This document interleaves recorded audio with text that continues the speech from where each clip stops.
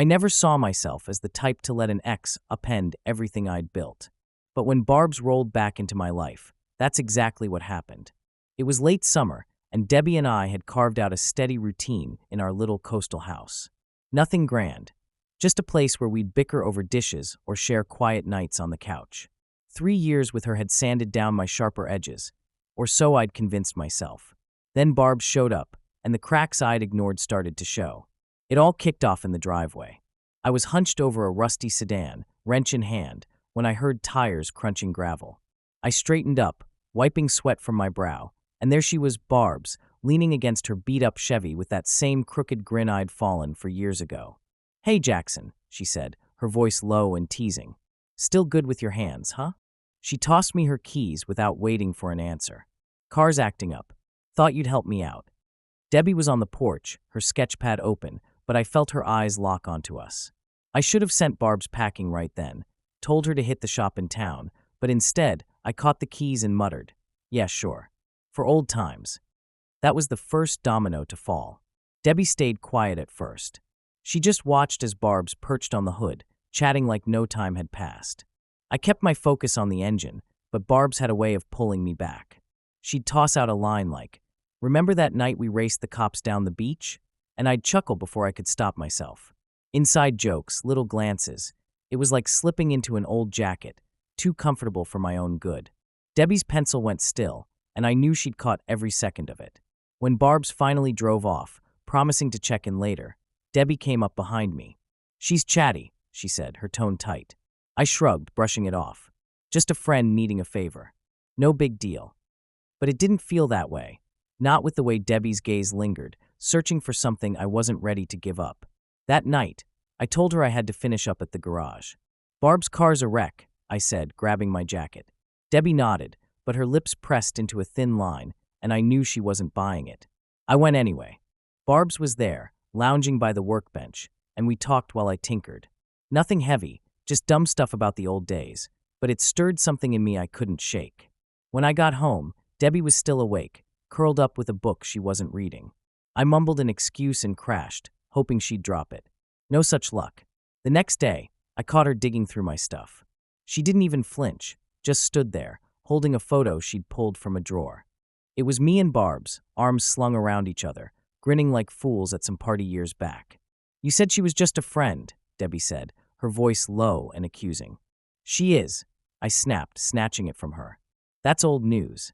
But Debbie didn't back down. She just stared, like she was peeling back layers I'd kept hidden.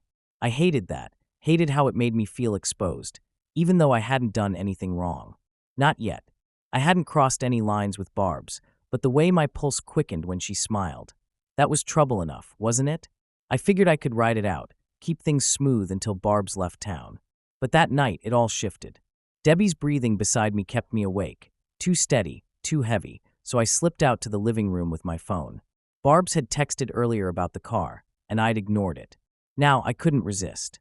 I called her, keeping my voice low. "Hey," she answered, soft, like she'd been expecting me. "You okay?" "Yeah, elite. Just checking in." We bantered for a minute, her teasing me dodging, until she said, "We can't keep doing this, Jackson." My chest tightened. Before I could ask what she meant, headlights flashed outside. Debbie's car was still in the drive, so who was it? "Gotta go," I whispered and hung up fast. I slid back into bed, heart pounding, pretending to sleep as Debbie stirred beside me. She didn't say a word, but I knew she'd heard. Her breathing changed, too forced. I lay there, eyes closed, mind spinning. Barb's was back, and whatever she'd dragged with her was already sinking its claws into me. Debbie's suspicion was growing, and I couldn't tell how long I'd keep it buried. All I knew was I'd opened a door I couldn't close, and it was only a matter of time before it swung wide open. I should have guessed Debbie wouldn't let that late-night call slide. She'd heard me whispering to Barb's, and the next morning, she didn't waste time. I was in the kitchen, fumbling with the coffee pot, when she walked in, arms crossed, her eyes cutting through me. "Who were you on the phone with, Jackson?" she asked, her voice steady but loaded. It wasn't a question, it was a trap. I stalled, pouring coffee I didn't want. "What are you talking about?" I said, dodging. She stepped closer. "Last night. We can't keep doing this." "I heard you." Her words pinned me, and I felt the excuse rise up like bile. It was just a guy from the shop. Late parts run. You're overreacting. She didn't blink, so I snapped. You're seeing things that aren't there, Deb. It came out meaner than I intended, and she recoiled like I'd slapped her. I wanted to take it back, but the lie was out, and I had to stick to it. She didn't argue, just walked away, leaving me with the bitter taste of my own words. I thought I'd dodged the bullet, but the next few days proved me wrong. Debbie turned quiet, watchful, her gaze tracking me like I was a stranger in our own home. Then the little things started piling up. I came back from the garage one afternoon and found her in the bathroom, holding a hairpin, a cheap thing with a red bead, not hers. "What's this?" she asked, her tone sharp. I shrugged, my pulse kicking up. Dunno. Maybe it's been there forever. But we both knew that was garbage. No one else had been in the house, or so I thought. My late nights didn't help. Barb's kept texting, claiming her car needed more fixes. Excuses I couldn't shake off without raising flags. I'd tell Debbie I'd be home by 9, then stumble in closer to midnight, muttering about busted engines. She stopped asking why, but her silence screamed louder than any fight. I hated dodging her questions, hated the wall growing between us, but what could I say? That Barb's had me hooked in a way I couldn't explain. I didn't even understand it myself. Then Barb showed up unannounced. It was a Tuesday, late afternoon, and I was in the garage, elbow deep in a carburetor, when her voice cut through the hum of my radio. "Hey, mechanic man," she said, all charm and jagged edges. I jolted, dropping a wrench, and turned to see her leaning against the doorframe. Debbie was right there too, stepping out from the house with her sketch pad, and the air went tight. Barb's didn't miss a beat, just flashed that smirk and said, "Thought I'd see how my car's coming along." "It's fine," I stammered, fumbling for words. "Almost done." "You didn't need to." I stopped, caught under Debbie's stare. Barb's smirk widened, like she was enjoying the mess she'd walked into. "I'll swing by tomorrow then," she said, sauntering off with a wave that felt more like a jab. Debbie didn't follow me back inside, just stood there, eyes locked on the spot Barb's had vacated, and I knew I'd dug myself deeper.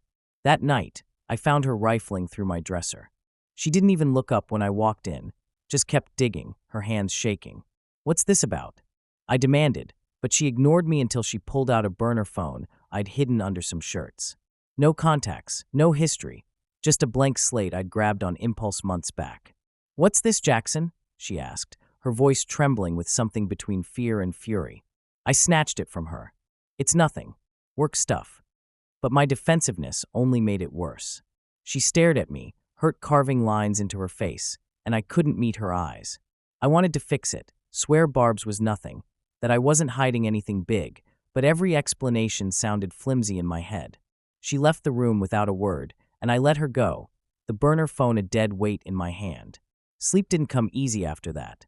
I lay awake, replaying how I'd let Barb slink back into my life, how Debbie's trust was slipping through my fingers. I told myself I could patch it up, keep her in the dark until Barb's was gone. I was delusional. The real jolt came later. I woke to Debbie's phone buzzing on the nightstand. 2 in the morning, way too late for anything normal. She stirred, grabbed it, and I saw her face drain in the screen's light. I kept still, pretending to sleep, but I caught the text before she hit it. "He's lying to you." No name, no number, just those words, stark and accusing. She set the phone down slow, like it might bite, and turned to me. I held my breath, keeping my eyes shut, but I could feel her staring, wondering who I'd become. I wanted to tell her I was still hers, that this was a storm I'd weather. But with that message searing into me, I wasn't sure I believed it anymore. I didn't realize Debbie had followed me that night. Not until it was too late. After that text, "He's lying to you," she'd gone quiet, her eyes tracking me with a mix of hurt and something sharper. I'd hoped she'd let it go, but the air between us had thickened, and I couldn't shake the feeling she was onto me. That night, I gave her another half-truth. "Got a late job at the garage," I said, snagging my keys. She nodded, her fingers digging into the couch, and I bolted before she could ask more. Barb's had called earlier, her tone clipped. "Warehouse. 9. Bring the bag." No details, just an order. I grabbed a duffel from the garage, empty she'd said, just a drop, and drove out to the town's edge. The streets were silent, the pier shrouded in fog as I pulled up a block from the warehouse. It was a hulking, abandoned thing, windows busted out, the kind of place nobody bothered with. I slipped inside, the duffel heavy on my shoulder, and found Barb's waiting. She stood under a dim bulb, counting stacks of cash with a cold focus. Blueprints were pinned to the wall, lines and dots I couldn't read, and a chill crawled up my spine. This wasn't about her car anymore. "You're late," she said, not glancing up. I dropped the bag. "What's this, Barbs? You said it was a favor." She smirked, that old edge slicing through me. "It is, Jackson. You're helping me out. Like before." I opened my mouth to push back, but her gaze flicked to me, hard, unyielding, and I swallowed it. She slid me a roll of bills. "Take it," she said, and I did, hating how easy it felt. I didn't spot Debbie until I stepped outside. I'd turned to lock the door when I saw a shadow dart near the pier, someone ducking behind a stack of crates. My heart slammed into my ribs. I squinted through the fog, and there she was, Debbie, her coat pulled tight, creeping closer. She'd tailed me, probably thinking she'd catch me with Barbs in some backroom fling. I ducked back inside, panic clawing at me. She couldn't see this, whatever this was. I peered through a grimy window and watched her edge up to the glass. Her face went slack, eyes wide, stacks of cash, Barb's cold efficiency, no affair, just something darker. She stumbled back, hand over her mouth, then ran. I should have chased her, explained something. Anything, but my legs wouldn't move. Barb's glanced over. "What's up?" she asked, voice flat. "Nothing," I lied, and stayed until she waved me off, the cash burning a hole in my pocket. When I got home, Debbie was already there, perched on the couch, staring at the wall. Her hair was damp, her hands clenched, and I knew she'd seen too much. "Late again," she said, barely audible. "Yeah," I muttered, tossing my keys down. "Rough night." She didn't look at me, but the tension was suffocating. I'd always been able to read her, every quirk, every mood, but now she was a closed book, and her silence weighed more than any fight. I noticed her sketch pad on the table, pages crumpled like she'd torn them up in a frenzy. I didn't ask why. I didn't dare. She went to bed without a word, and I stayed downstairs, replaying it all. She'd glimpsed something I couldn't brush off as old news. How long before she connected it to the stories I'd dodged? Those vague hints of trouble I'd laughed away. A bar brawl, a sketchy crew. I'd kept it light, never named Barb's, never admitted how deep it ran. Now she was digging, and I was running out of places to hide. I was about to crash on the couch when I heard her upstairs, soft footsteps, then a creak near the bed. I held my breath, waiting, until it stopped. I figured she was just restless, but a knot twisted in my gut. I climbed the stairs, slipped into the bedroom, and saw her asleep, curled up tight. Relief hit me, until I noticed her arm dangling off the side, fingertips brushing the floor. I stepped closer, and my boot nudged something solid under the bed. I dropped to my knees, pulse racing, and pulled it out, a locked metal box I'd stashed months ago, after Barb's first reached out. I'd told myself it was nothing, just insurance, but it was heavy, too heavy for empty promises. Debbie had found it. I could tell by the way it sat, half dragged out, the lock scratched like she'd tried to pry it open. I shoved it back, deeper, but the damage was done. She was closing in on secrets I wasn't ready to spill, secrets that could unravel everything. I slid into bed beside her, staring at the ceiling, wondering how long I could keep her in the dark. Not long, I figured. Not long at all. I knew the second Debbie found that box under the bed that my lies were crumbling. She didn't wait to confront me, just stood there the next evening, in our kitchen, gripping the locked metal box like it was her last lifeline. I just walked in from the garage, hands still greasy, when she hit me with it. "What's in here, Jackson?" Her voice quivered, but her eyes were steel, daring me to dodge again. "Tell me the truth, or I'm done." I dropped my keys, the clatter loud in the silence. "Deb, put it down," I said, but it sounded weak, pleading. She didn't move. No more excuses. The warehouse, the money, Barb's, I saw it all. "What are you hiding?" Her words sliced through me, and I couldn't run from it anymore. I sank into a chair, the weight of everything crashing down. "All right," I said, my voice cracking. "I'll tell you." It poured out like a flood I couldn't stop. Years ago, before us, I got caught up with Barb's. Bad stuff, smuggling. Started small, then got messy. One job went south, cops closed in, and she took the heat so I could get out. I owed her, Deb. Big. I thought I'd paid it off when I walked away, but she came back. She's holding that debt over me, pulling me in again. I looked up, desperate for her to see. "The cash, it's for us. To get out of this damn town, start fresh. I didn't want you near it." Debbie slammed the box onto the table, the thud jolting me. You lied, she said, her voice low and raw. For months, maybe longer, and you think it's for us fixes it? I reached for her, but she jerked back, and that gap between us felt like a chasm. She owns me, Deb. I admitted, my throat tight. I can't break free. Her eyes flashed with anger, but something else too, pain, maybe love, and it tore me apart. I couldn't stop the memories from clawing up. It was years back, in a rundown bar, when Barb's first reeled me in. She'd slid a drink my way, grinning. Easy cash, Jackson. You're good with cars, just drive, no questions. I was young, restless, hooked on her nerve. It started with small hauls, then grew, boxes I didn't open, cash taped under seats. I felt untouchable until that night it all unraveled. Sirens too close, Barb shoving me out a window while she stayed behind. She'd smirked then, like she knew I'd be hers forever.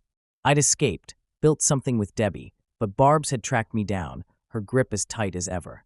Now Debbie stood there, caught between fury and the bond we'd had. "What's in the box?" she asked, quieter but firm.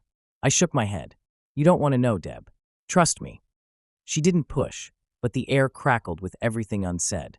I thought maybe she'd give me a chance to fix it. Then my phone buzzed, loud and sharp on the counter. I grabbed it, but the speaker kicked on before I could stop it. Barb's voice cut through, cold as ice. "Tell her to stay out of it, Jackson, or she's next." The line died, and Debbie's face went pale. "Was that her?" she whispered. I nodded, dread pooling in my gut. "She knows you were at the warehouse. She's warning us." Debbie's fists clenched. "Warning me. Because of you." She turned and stormed out, leaving me with the box and Barb's threat echoing in my skull. I followed her to the garage, where she'd gone to pace, her breath sharp and fast. "Deb, listen," I begged, stepping into the dim light. "I didn't mean for this. I'm trying to keep you safe." She whirled on me. "Safe? You dragged her into our lives, Jackson. Whatever she's got you doing, you chose it." Her voice broke, and I saw the tether holding us together fraying, but not gone. She still cared, even now, and it gave me a shred of hope. "What does she want?" she asked, softer. I hesitated, then admitted, me. Back in her world, full time. "I've been stalling, but she's done waiting." Debbie's gaze searched mine, and I prayed she'd see the guy who'd promised her everything, not the idiot who'd betrayed her. "I'll figure it out," I said, but it rang hollow. She didn't reply, just turned away, hugging herself. I stepped outside, needing air, as dusk settled over the street. That's when I saw her, Barb's, standing across the road, half hidden by a tree. Her silhouette was still, unyielding, watching our house like a predator sizing up prey. My stomach dropped. She wasn't just pulling strings anymore. She was closing in, and Debbie had seen her too. I glanced back, catching Debbie's wide eyes through the window, locked on that shadow. Barb's didn't move, didn't signal, just stood there, a quiet thread in the fading light, and I knew we were out of time. I didn't see Debbie's move coming, not until she'd already outsmarted me.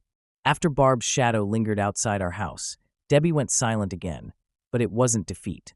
She was plotting, and I was too caught up in my own mess to notice. That stormy night, with rain slamming the windows, she slipped out.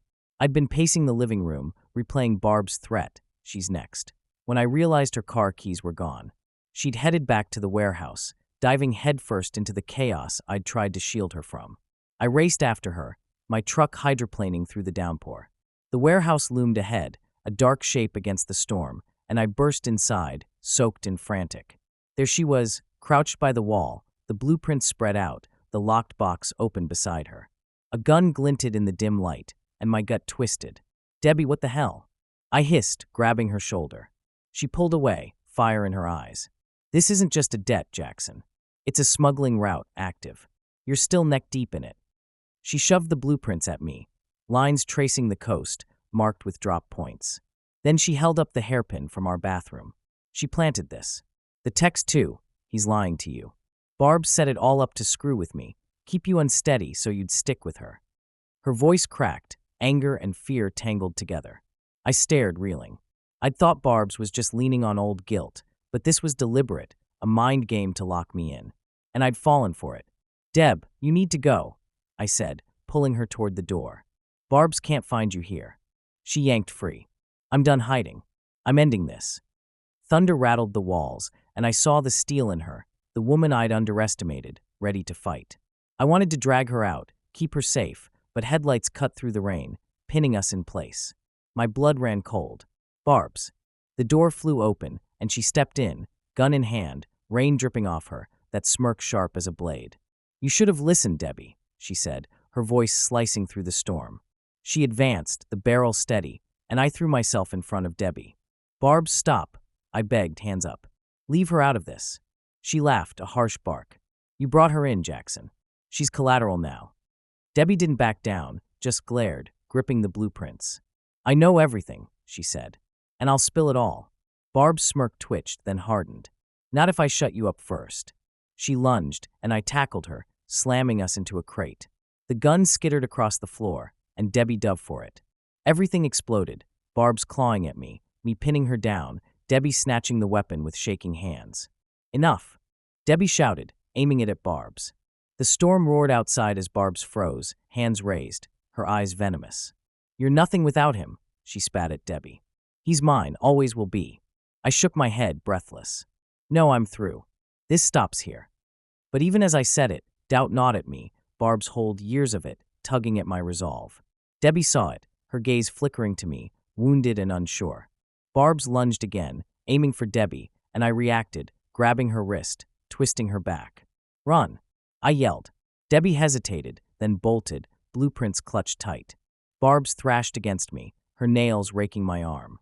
"You're finished without me," she snarled, but I held on until Debbie vanished into the rain. I shoved Barb's off and stumbled back, chest heaving. She glared, wiping blood from her nose. "Wrong choice, Jackson," she said, her voice a low threat. I didn't answer, just turned and ran after Debbie, the storm swallowing me whole. I'd protected her, but I hadn't cut the cord. Barb's words clung to me, a shadow I couldn't shake. I tore through the lot, shouting her name. "Debbie." Rain blinded me, but I kept going, terrified she'd be gone or worse, caught. Then I spotted her, a huddled shape behind some barrels, trembling, the photo of the blueprints crumpled in her fist. Relief hit me, then faded. She looked up, eyes wide, the gun still in her hand, aimed somewhere between me and the dark. "Deb, it's me," I said, stepping forward. She didn't move, just tightened her grip on the photo. "Jackson?" she whispered, her voice nearly lost in the wind. I nodded, reaching out, but she flinched, and my heart sank. I'd saved her, but I hadn't chosen not fully. Barb's pull lingered, and Debbie knew it. Lightning flashed, illuminating her face. Fear, betrayal, resolve, and then she ran again, disappearing into the storm. I called after her, my voice echoing, desperate and raw, but she was gone, leaving me alone in the rain, torn between the woman I loved and the one I couldn't escape. I didn't expect Debbie to burn it all down, not until the flames were already swallowing the warehouse. After she'd fled into the storm with the blueprints and the gun, I'd stood there, soaked and shouting her name, caught between chasing her and facing Barb's fury. I thought she'd run for good, but Debbie wasn't escaping, she was ending it, and she was dragging me and Barb's into the fire with her. It started with her text. I'd slumped in my truck, rain pounding the roof, when my phone lit up. "Warehouse. Now. Bring her." Short, sharp, no room for questions. My gut twisted, but I obeyed, called Barb's, voice shaking. "Debbie wants us there." "I don't know why." Barb snorted. "Your girl's got guts. Let's see what she's got." I didn't argue, just drove, dread building with every mile. When I pulled up, the air reeked of gasoline. Debbie stood by the warehouse door, drenched, the blueprints and that photo in one hand, a match in the other. Her eyes met mine, hard, resolute, and I froze. "Deb, what are you doing?" I asked, stepping toward her. She didn't answer, just nodded inside. "Go." Barb's arrived then, tires skidding, and climbed out with a sneer. "This your big play, Debbie?" she taunted, hands on her hips. Debbie's voice was steady. "It's finished." She struck the match and tossed it, and the warehouse erupted, flames roaring up, devouring the cash, the blueprints, everything Barb's had built. Barb screamed, a sound of pure rage, and lunged through the fire, clawing for Debbie. I grabbed her arm, yanking her back, but she broke free, vanishing into the inferno. "You're dead for this," she howled, her voice lost in the crackling chaos. I didn't know if she'd make it out. I didn't care. My eyes were on Debbie. She stood there, watching the blaze, her face a mix of victory and exhaustion. The heat was unbearable, flames licking higher, and I saw the gun slip from her hand, useless now. "Debbie, move." I shouted, lunging for her. She didn't budge until the roof groaned, buckling under the fire. I grabbed her, pulling her back as the building shuddered. We stumbled into the muddy lot, coughing, the warehouse collapsing behind us in a storm of sparks and smoke. I dropped to my knees, guilt and desperation choking me. "Debbie, I'm sorry," I rasped, reaching for her. My face was a mess, grit and sweat pleading, but she just stared, fractured, like I was a stranger. The firelight danced across her, shadows stretching long. "You got me out," she said, her voice flat. "Why?" I swallowed hard. "Because I love you. I couldn't lose you in there."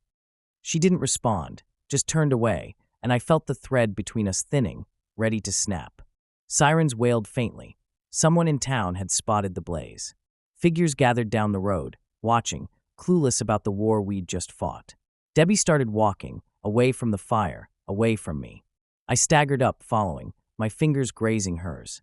She didn't pull back, but she didn't grip me either, just kept going, free but broken, and I couldn't tell if I was her lifeline or her anchor dragging her down. We stopped by the pier, the fire still raging in the distance, smoke curling into the night. I watched her, aching for her to stay, to believe we could rebuild. Then something fluttered from the ashes, a singed photo, carried by the wind, landing between us. It was me and Barb's, younger, laughing, her arm tight around me. Debbie picked it up, staring, and I saw the question in her eyes. Asterisk, was Barb's still there, burned into me? Asterisk, I wanted to tear it up, prove she wasn't, but my hands stayed frozen. "Deb," I said, stepping closer, smoke rough in my throat. "We can start over. Leave it all behind." My voice broke, raw with everything I'd cost us, her faith, our peace, maybe her love. I reached for her through the haze, hand shaking, waiting. She didn't speak. Her gaze shifted from the photo to me, then back to the fire, and she stood there, silent, the weight of it pressing down. The flames roared on, Barb's gone, dead or fled, I couldn't say, and I held my breath, praying she'd take my hand, knowing she might let it go instead. She let the photo fall, the wind snatching it into the mud, and started walking again. I followed, a step behind, her shadow long in the flickering light. I didn't know if she'd forgive me, if we'd ever be whole. All I knew was I'd pulled her from the fire, but I couldn't pull her back to me. Not yet, maybe not ever. The town gawked at the blaze, blind to our truth, and I wondered if the ashes would bury us together, or set her free alone. So, what do you think? Did Debbie take Jackson's hand, or did she walk away for good? Could he ever break free from Barb's shadow? Or is that singed photo a chain he'll never shake? Drop your thoughts in the comments. I'm dying to hear how you'd end this. If you love this roller coaster, smash that like button, hit subscribe, and ring the bell so you don't miss what's next. We've got more twists coming your way. Stick around.